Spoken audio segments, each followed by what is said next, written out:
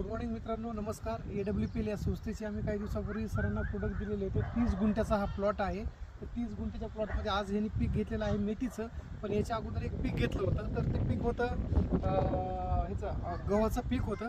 तर त्या गव्हाच्या पिकामध्ये 30 गुंठ्यामध्ये त्यांनी कसं उत्पन्न घेतलं, तर ते स्वतः आणि ते संतुष्ट आहेत का नाही, त्या गोष्टी सगळं सर बोलतील. सर 2 मिनिटं तुमचं मूल होते. नमस्कार सगळ्यांना. सुरुवातीला मी गव्हाचं पीक घेतलं होतं आणि ह्या औषधाची किंवा ह्या खताची जे भुईटा आहे ते वापरलेलं आहे. मी सरांनी मला भुईटा दिला, मी गव्हाला वापरला. 30 गुंठे गहू पेरला होता मी. तर जवळपास मी रासायनिक खत हे कसलंही वापरलं नव्हतं तेव्हा. तर रासायनिक खत वापरण्यात पूर्णपणे भुईटा टाकला आणि मला त्याचा एवढा जबरदस्त रिझल्ट आला गव्हासाठी. तर जवळपास मला 30 गुंठेमध्ये एक बॅग पडली होती गव्हाची, तर 19 कट्टे गहू झाला. 19 कट्टे गहू झाला.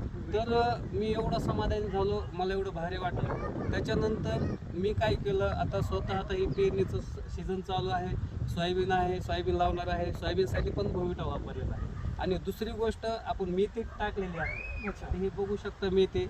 ह्या मेथीला पण पूर्णपणे भुईटाच वापरलेला आहे. आपण रासायनिक खत कुठलंही एक वापरलेलं नाही. किती दिवसाचं पीक आहे? आणि या कमीत कमी ह्याला झालंय बघा फक्त 14 दिवस झालेले आहे. 14 दिवस झालेले आहे. कसं आहे, 14 दिवसामध्ये मला ह्याच्या आधी पण मी वापरलं होतं रासायनिक टाकून मेथीचं, बघितलं होतं कसं आहे रे काय ते.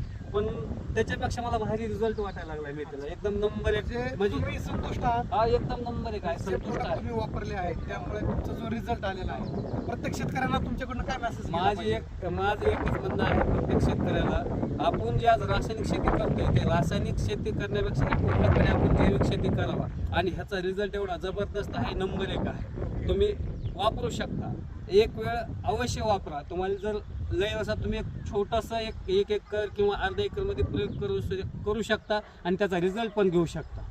धन्यवाद सर. खूप चांगल्या पद्धतीने रिझल्ट आलेला आहे. अशाच पद्धतीने प्रत्येक शेतकऱ्यापर्यंत हा मेसेज गेला पाहिजे यासाठी आपली संस्था पण काम करत आहे. Thank you so much. थँक्यू.